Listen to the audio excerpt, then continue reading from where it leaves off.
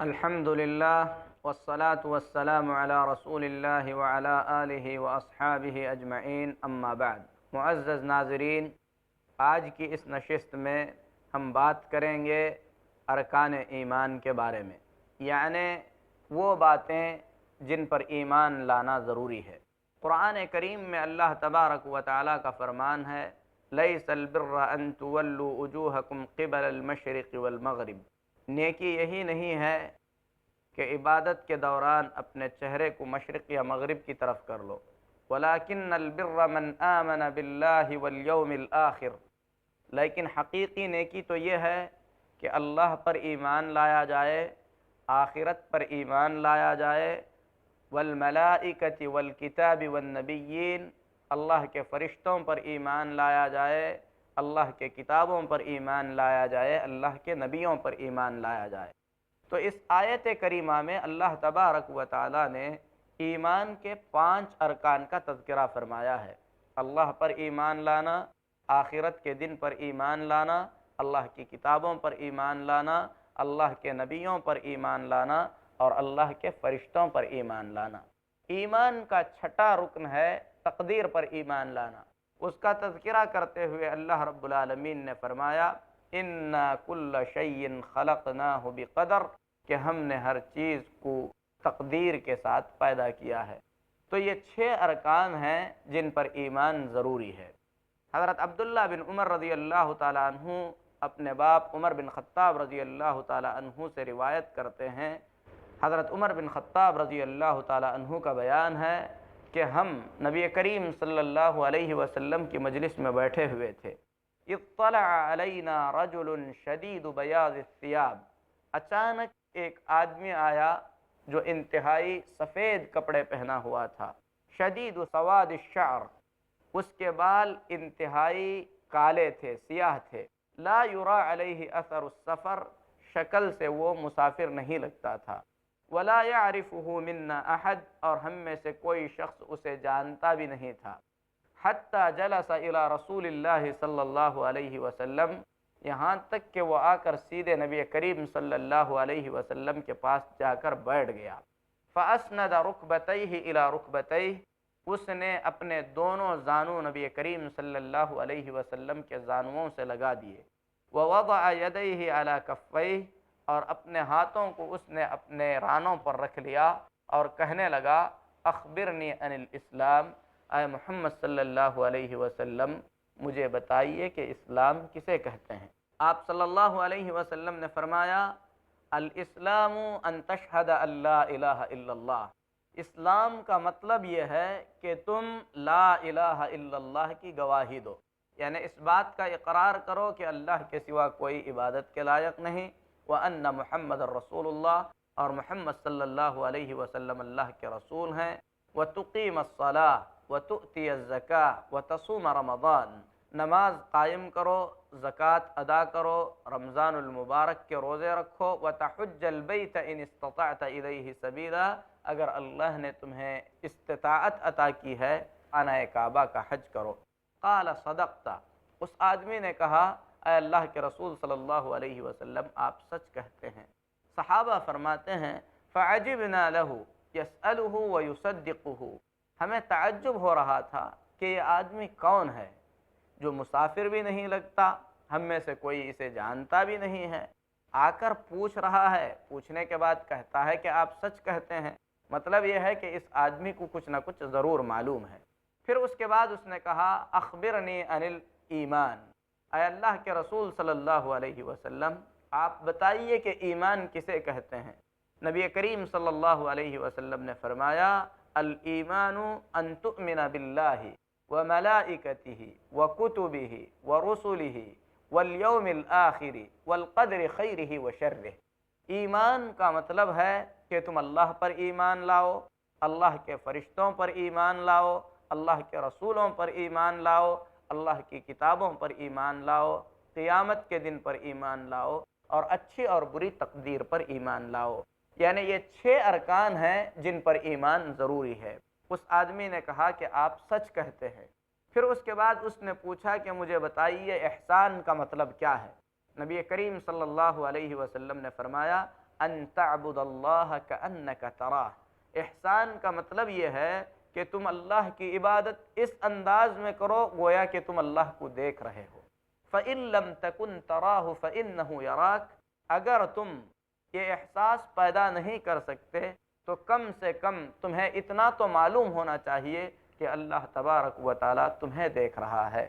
پھر اس کے بعد اس آدمی نے کہا مجھے بتائیے قیامت کب آنے والی ہے؟ نبی کریم صلی اللہ علیہ وسلم نے فرمایا مل مسئول عنہا بأعلم من السائل، پوچھنے والے کو جتنا معلوم ہے اتنا ہی مجھے بھی معلوم ہے، یعنی قیامت کب آئے گی اس کا علم اللہ کے سوا کسی کو نہیں ہے۔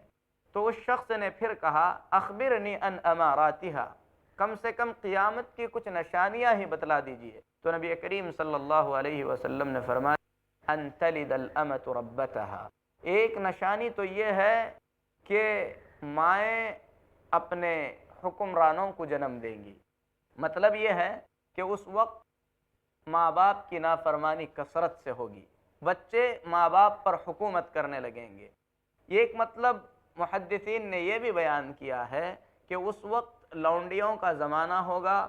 لونڈیاں ایسی اولاد جنم دیں گی جو آگے چل کر بادشاہ اور حکمران بنیں گی۔ پھر اس کے بعد نبی کریم صلی اللہ علیہ وسلم نے فرمایا وَأَن تَرَى الْحُفَاةَ الْعُرَاةَ الْعَالَةَ رِئَاءَ الشَّاءِ يَتَتَاوَلُونَ فِي الْبُنْيَانِ، تم دیکھو گے کہ ایسے لوگ جن کے پاس پہننے کے لیے کپڑے نہیں ہیں، جن کے پاس پہننے کے لیے چپل نہیں ہیں، اونچی اونچی عمارتوں میں جھانکتے ہوئے نظر آئیں گے جو کسی وقت میں بکریاں چرایا کرتے تھے۔ پھر اس کے بعد وہ شخص وہاں سے اٹھ کر چلا گیا۔ حضرت عمر بن خطاب رضی اللہ تعالیٰ عنہ فرماتے ہیں فَلَبِثْتُ مَلِيًّا، میں تھوڑی دیر تک بیٹھا رہا تو نبی کریم صلی اللہ علیہ وسلم نے مجھ سے پوچھا اَتَدْرِي مَنِ السَّائِلُ، عمر جانتے ہو یہ شخص جو پوچھنے والا تھا کون تھا؟ میں نے کہا اللہ ورسولہ اعلم، اللہ کو زیادہ معلوم ہے، اللہ کے رسول صلی اللہ علیہ وسلم کو زیادہ معلوم ہے۔ تو نبی کریم صلی اللہ علیہ وسلم نے فرمایا فَإِنَّهُ جِبْرِيلُ أَتَاكُمْ يُعَلِّمَكُمْ دِينَكُمْ، یہ کوئی انسان نہیں بلکہ اللہ کے فرشتے جبریل علیہ السلام تھے جو تمہیں تمہارا دین سکھانے کے لیے آئے تھے۔ تو اس حدیث میں نبی کریم صلی اللہ علیہ وسلم نے ایمان کے 6 ارکان بیان فرمائے ہیں کہ ایمان 6 باتوں پر لانا ضروری ہے۔ اللہ پر ایمان لانا ضروری ہے، اللہ کے فرشتوں پر ایمان لانا ضروری ہے، اللہ کی کتابوں پر ایمان لانا ضروری ہے، اللہ کے رسولوں پر ایمان لانا ضروری ہے، قیامت کے دن پر ایمان لانا ضروری ہے، اچھی اور بری تقدیر پر ایمان لانا ضروری ہے۔ انہی 6 باتوں کو ارکان ایمان کہا جاتا ہے، اور جو شخص ان ارکان میں سے کسی بھی رکن کا انکار کرتا ہے ایسا شخص بہت بڑے خطرے کا شکار ہوتا ہے۔ قرآن پاک میں اللہ تبارک و تعالی فرماتا ہے وَمَن يَكْفُرْ بِاللَّهِ وَمَلَائِكَتِهِ وَكُتُبِهِ وَرُسُلِهِ فَقَدْ ضَلَّ ضَلَالًا بَعِيدًا، جو شخص اللہ کا انکار کرے، اللہ کے رسولوں کا انکار کرے، اللہ کی کتابوں اور اللہ کے فرشتوں کا انکار کرے، یقیناً وہ شخص کھلی گمراہی میں ہے۔ ایمان کے ان ارکان میں سے کسی بھی رکن کا انکار آدمی کو اسلام کے دائرے سے خارج کر دیتا ہے، اور اس کا کوئی عمل اللہ تبارک و تعالیٰ کے دربار میں قابل قبول نہیں ہوتا، جس کا اندازہ اس واقعے سے لگایا جا سکتا ہے جسے ایک مشہور تابعی یحییٰ بن یعمر بیان کرتے ہیں کہ میں اور میرا ایک ساتھی حمید بن عبد الرحمن الحمیری دونوں حج اور عمرے کے ارادے سے نکلے، اور ہم بصرہ سے نکلے۔ اس وقت بصرہ میں ایک فتنہ شروع ہو چکا تھا جو تقدیر کے انکار کا فتنہ تھا، اور اس فتنے کا سرغنہ معبد الجہنی تھا۔ ہم نے سفر کے دوران اس بات پر اتفاق کر لیا کہ نبی کریم صلی اللہ علیہ وسلم کے صحابہ میں سے کسی صحابی سے مل کر اس فتنے کے بارے میں ضرور پوچھیں گے۔ حسن اتفاق کہ ہمیں عبداللہ بن عمر رضی اللہ تعالی عنہ مسجد حرام میں داخل ہوتے ہوئے مل گئے۔ تو یحییٰ بن یعمر رحمۃ اللہ علیہ فرماتے ہیں میں اور میرے ساتھی عبد الرحمن بن حمید الحمیری عبداللہ بن عمر رضی اللہ تعالی عنہ کے پاس پہنچے۔ ہم میں سے ایک آپ کے دائیں اور ایک آپ کے بائیں جانب ہو گیا۔ میں نے عبداللہ بن عمر رضی اللہ تعالی عنہ سے سوال کیا، کہا قد ظہر قبلنا اناس یقرؤون القرآن، اے ابو عبد الرحمن، یعنی اے عبداللہ بن عمر رضی اللہ تعالی عنہ، ہماری طرف کچھ ایسے لوگ پیدا ہو چکے ہیں جو قرآن تو پڑھتے ہیں، وَيَتَقَفَّرُونَ الْعِلْمِ، اور بہت سارا علم بھی حاصل کیے ہوئے ہیں، يَزْعُمُونَ أَلَّا قَدَرَ، لیکن ان کا یہ ماننا ہے کہ تقدیر نام کی کوئی چیز ہے ہی نہیں، وَأَنَّ الْأَمْرَ أَنْفٌ، اور جو بھی معاملہ ہوتا ہے پچھلی کسی تقدیر کے بجائے ایسے ہی ہوتا ہے۔ تو حضرت عبداللہ بن عمر رضی اللہ تعالی عنہ نے معاملے کی خطرناکی کو بیان کرتے ہوئے فرمایا، اذا لقیت اولئک فاخبرہم انی بریء منہم، جب تم جا کر ان سے ملنا تو انہیں میرا یہ پیغام پہنچا دینا کہ ان لوگوں سے میرا کوئی تعلق نہیں ہے، وہم براء منی، اور ان کا بھی مجھ سے کوئی تعلق نہیں ہونا چاہیے، والذی یحلف بہ عبداللہ بن عمر، میں اس ذات کی قسم کھا کر کہتا ہوں جس ذات کی قسم عمر کے بیٹے عبداللہ کو کھانا چاہیے، لو ان احدہم انفق مثل احد ذہبا، اگر ان میں سے کوئی شخص احد پہاڑ کے برابر سونا بھی خرچ کرے، ما قبلہ اللہ منہ حتی یؤمن بالقدر، تو اللہ تبارک و تعالی اس کے اس صدقے کو اس وقت تک قبول نہیں کرے گا جب تک کہ وہ تقدیر پر ایمان نہ لے آئے۔ تو کہنے کا مطلب یہ ہے کہ ارکان ایمان میں سے کسی بھی رکن کا انکار آدمی کو دائرہ اسلام سے نکال دیتا ہے، آدمی مومن باقی نہیں رہتا، اس کی کوئی نیکی اللہ کے دربار میں قابل قبول نہیں ہوتی۔ ناظرین، اب وقت ہے ایک مختصر سے وقفے کا، وقفے کے بعد ہم تفصیل کے ساتھ بیان کریں گے ارکان ایمان کے بارے میں۔ سب سے پہلا رکن اللہ تبارک و تعالیٰ پر ایمان لانا۔ اللہ تبارک و تعالیٰ پر ایمان لانے کا مطلب کیا ہے؟ علامہ ابن عثیمین رحمۃ اللہ علیہ فرماتے ہیں، اللہ تبارک و تعالیٰ پر ایمان 4 باتوں کو ماننے سے مکمل ہوتا ہے۔ پہلی بات ہے اللہ تبارک و تعالیٰ کے وجود کو مانا جائے، چونکہ یہ چیز اللہ تبارک و تعالیٰ نے انسانی فطرت میں رکھی ہے کہ انسان فطری طور پر اللہ رب العالمین کے وجود کو تسلیم کرتا ہے۔ اللہ تبارک و تعالیٰ نے اس چیز پر زیادہ زور نہیں دیا، اور نبی کریم صلی اللہ علیہ وسلم نے اسی فطرت کی طرف اشارہ کرتے ہوئے فرمایا، کل مولود یولد علی الفطرہ، ہر پیدا ہونے والا بچہ فطرت پر پیدا ہوتا ہے۔ لیکن قرآن کریم میں اللہ تبارک و تعالیٰ نے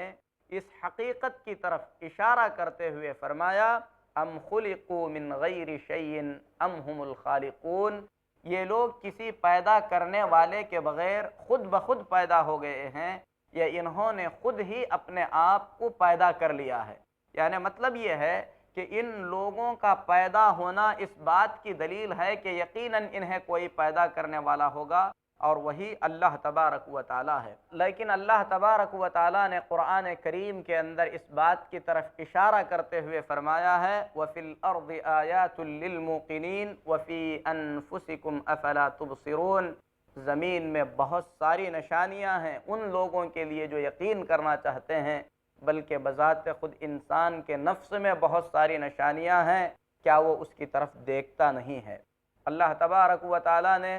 اپنے موجود ہونے کی عقلی دلیل دیتے ہوئے فرمایا، ام خلقوا من غیر شیء ام هم الخالقون ام خلقوا السماوات والارض بل لا یوقنون، کیا یہ لوگ بغیر کسی پیدا کرنے والے کے خود بخود پیدا ہو گئے ہیں، یا انہوں نے خود ہی اپنے آپ کو پیدا کر لیا ہے؟ کیا آسمان اور زمین کو انہوں نے پیدا کیا ہے؟ بلکہ بات یہ ہے کہ ان لوگوں کو ان تمام باتوں پر یقین نہیں ہے۔ حضرت جبیر بن مطعم رضی اللہ تعالی عنہ حالت کفر میں تھے۔ نبی کریم صلی اللہ علیہ وسلم نے جب اس آیت کریمہ کی تلاوت فرمائی تو فرماتے ہیں، کاد قلبی ان یطیر، جب یہ آیت میں نے سنی تو ایسے لگتا تھا جیسا میرا دل نکل جائے گا، اور یہیں پر ایمان میرے دل میں پیوست ہو گیا، اور یہی میرے ایمان لانے کا سبب بنا۔ تو معزز ناظرین، کہنے کا مطلب یہ ہے کہ دنیا کی ہر چیز جو موجود ہے اس بات کی طرف اشارہ کر رہی ہے کہ اسے وجود میں لانے والا کوئی ہے، اور وہی اللہ تبارک و تعالی ہے۔ اسی لیے اصمعی کہتے ہیں کہ میں نے عرب کے ایک بدھو سے پوچھا کہ اللہ رب العالمین کے موجود ہونے کی دلیل کیا ہے، تو اس نے کہا سبحان اللہ، بڑے تعجب کی بات ہے، البعرۃ تدل علی البعیر، اونٹ کی مینگنی اس بات کا پتہ دیتی ہے کہ اونٹ یہاں سے ضرور گزرا ہوا ہوگا، وآثار الاقدام علی المسیر، اور پیروں کے نشان اس بات کا پتہ دیتے ہیں کہ کسی کا گزر ہوا ہوگا، فسماء ذات ابراج، یہ برجوں والا آسمان، وارض ذات فجاج، اور یہ راستوں والی زمین، الا تدل علی اللطیف الخبیر، کیا اس بات کا پتہ نہیں دیتی کہ کسی نے ان تمام چیزوں کو پیدا کیا ہوگا جو یقیناً بہت ہی زیادہ خبر والا اور بہت ہی زیادہ باریک بین ہے۔ اسی لیے حضرت ابراہیم علیہ السلام سے جب نمرود نے اللہ رب العالمین کے بارے میں بحث مباحثہ کیا تو ابراہیم علیہ السلام نے کہا کہ میرا رب وہ ہے جو زندگی اور موت دیتا ہے، تو نمرود نے کہا کہ زندہ اور مردہ کرنا مجھے بھی آتا ہے۔ ابراہیم علیہ السلام نے اس بیوقوف کی عقل کا اندازہ لگاتے ہوئے اس کے سامنے ایک ایسی بات پیش کی جو اس کے بس میں نہیں تھی، کہا میرا رب وہ ہے جو مشرق سے سورج کو نکال کر مغرب میں غروب کرتا ہے، اگر تیرے اندر طاقت ہے تو تو اسے مغرب سے نکال کر مشرق میں غروب کر دے۔ اللہ فرماتا ہے فَبُهِتَ الَّذِي كَفَرَ وَاللَّهُ لَا يَهْدِي الْقَوْمَ الظَّالِمِينَ، کافر لاجواب ہو گیا اور اللہ تبارک و تعالی ظالم قوم کو ہدایت نہیں دیتا۔ امام ابن کثیر رحمۃ اللہ علیہ نے امام ابو حنیفہ رحمۃ اللہ علیہ کا ایک واقعہ بیان کیا ہے کہ کچھ ایسے لوگ جو اللہ رب العالمین کے موجود ہونے کے منکر تھے، امام ابو حنیفہ رحمۃ اللہ علیہ کے پاس مناظرے کے لیے پہنچے، اور انہوں نے امام ابو حنیفہ رحمۃ اللہ علیہ سے اللہ رب العالمین کے وجود کی دلیلیں مانگی، تو امام ابو حنیفہ رحمۃ اللہ علیہ نے فرمایا اس سے پہلے مجھے آپ لوگوں سے ایک ضروری بات کرنی ہے۔ ہوا کچھ اس طریقے سے کہ دریائے دجلہ میں ایک ایسی کشتی ہے جو سامان کو خود بخود اپنے اندر اٹھا لیتی ہے اور بغیر کسی ملاح کے خود بخود چلتی ہے، راستے کو طے کر کے سمندر کے دوسرے کنارے پر پہنچتی ہے اور سامان کو خود بخود اتارتی بھی ہے، اس کے بارے میں آپ لوگ کیا کہتے ہیں؟ تو انہوں نے کہا کہ یہ بات کوئی عقل مند کہہ نہیں سکتا۔ تو امام ابو حنیفہ رحمۃ اللہ علیہ نے فرمایا ایک معمولی سی کشتی اگر خود بخود نہیں چل سکتی، اس کا نظم و نسق بغیر کسی چلانے والے کے خود بخود ہو نہیں سکتا، تو اتنی بڑی کائنات بہت ہی زیادہ نظم و ضبط کے ساتھ بھلا کس طریقے سے چل سکتی ہے؟ تو وہ لوگ لاجواب ہو گئے۔ امام ابن کثیر رحمۃ اللہ علیہ فرماتے ہیں کہ انہوں نے اسلام قبول کر لیا۔ امام شافعی رحمہ اللہ سے کسی نے پوچھا کہ اللہ کے وجود کی کیا دلیل ہو سکتی ہے؟ تو امام شافعی رحمۃ اللہ علیہ نے فرمایا شہتوت کا پتا اللہ رب العالمین کے وجود کی ایک بڑی دلیل ہے۔ لوگوں نے پوچھا کہ وہ کس طریقے سے؟ تو امام شافعی رحمۃ اللہ علیہ نے فرمایا یہی پتا گائے بکری اگر کھاتی ہے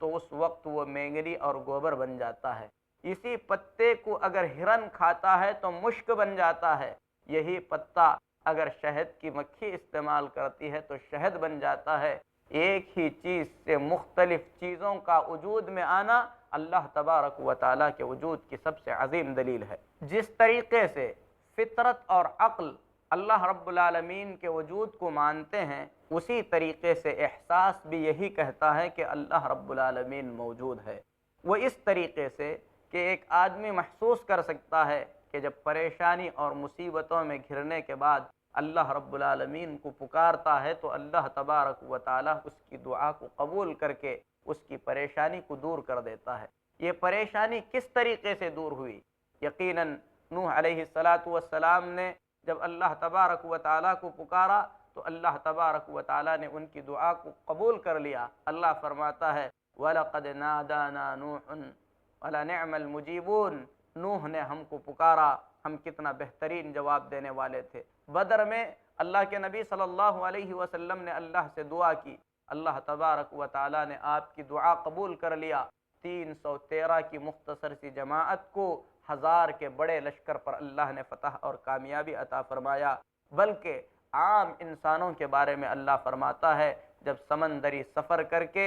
پریشانی میں مبتلا ہو جاتے ہیں اور اللہ کو پکارتے ہیں تو اللہ تبارک و تعالیٰ ان کی دعاؤں کو قبول کر لیتا ہے۔ دعاؤں کا قبول ہونا یہ اس بات کی دلیل ہے کہ کوئی دعاؤں کو سننے والا ہے اور وہی اللہ تبارک و تعالیٰ ہے۔ اسی طریقے سے انبیاء علیہم الصلاۃ والتسلیم کے معجزات اس بات کا پتہ دیتے ہیں کہ اللہ تبارک و تعالیٰ موجود ہے۔ وہ کون تھا جس نے صالح علیہ الصلاۃ والسلام کے لیے پتھر سے اونٹنی نکالا؟ وہ کون تھا جس نے موسیٰ علیہ الصلاۃ والسلام کے لیے سمندر میں سے راستہ بنایا؟ یہ ساری چیزیں اس بات کا احساس دلاتی ہیں کہ یقیناً کوئی ان تمام چیزوں کا کرنے والا ہے اور وہی اللہ تبارک و تعالیٰ ہے۔ اسی طریقے سے آسمانی کتابوں کے اندر اللہ رب العالمین کے وجود کے بارے میں کثرت سے بتایا گیا ہے۔ تمام انبیاء علیہم الصلاۃ والتسلیم نے اللہ رب العالمین کی طرف دعوت دی۔ قرآن کریم میں اللہ تبارک و تعالیٰ اپنے وجود کے بارے میں بیان کرتے ہوئے فرماتا ہے افی اللہ شک فاطر السماوات والارض، کیا اللہ کے بارے میں شک کرتے ہو جو آسمانوں اور زمینوں کا پیدا کرنے والا ہے؟ اللہ رب العالمین قرآن کریم کی حقانیت کو بیان کرتے ہوئے فرماتا ہے افلا یتدبرون القرآن، کیا یہ قرآن میں غور و فکر نہیں کرتے؟ وَلَوْ كَانَ مِنْ عِنْدِ غَيْرِ اللَّهِ لَوَجَدُوا فِيهِ اخْتِلَافًا كَثِيرًا، اگر یہ اللہ کے سوا کسی اور کی طرف سے اترا ہوتا تو اس میں بڑا اختلاف پاتے۔ یعنی اختلاف کا نہ پایا جانا یہ اس بات کی دلیل ہے کہ یہ اللہ کی طرف سے اتارا گیا ہے۔ تو یہ مختلف دلائل ہیں جو اللہ رب العالمین کے موجود ہونے کا پتہ دیتے ہیں۔ فطرت بھی مانتی ہے کہ اللہ موجود ہے، عقل بھی تسلیم کرتی ہے کہ اللہ موجود ہے، احساس بھی یہی کہتا ہے کہ اللہ تبارک و تعالی موجود ہے۔ پچھلی آسمانی کتابیں بھی یہی بتلاتی ہیں کہ اللہ تبارک و تعالی موجود ہے۔ لیکن اللہ رب العالمین کے وجود کو ماننا اللہ رب العالمین پر ایمان کے لیے کافی نہیں ہے، بلکہ یہ ماننا ضروری ہے کہ اللہ تبارک و تعالی رب ہے اور ربوبیت میں اس کا کوئی شریک نہیں۔ اسی طریقے سے وہ تنہا عبادت کے لائق ہے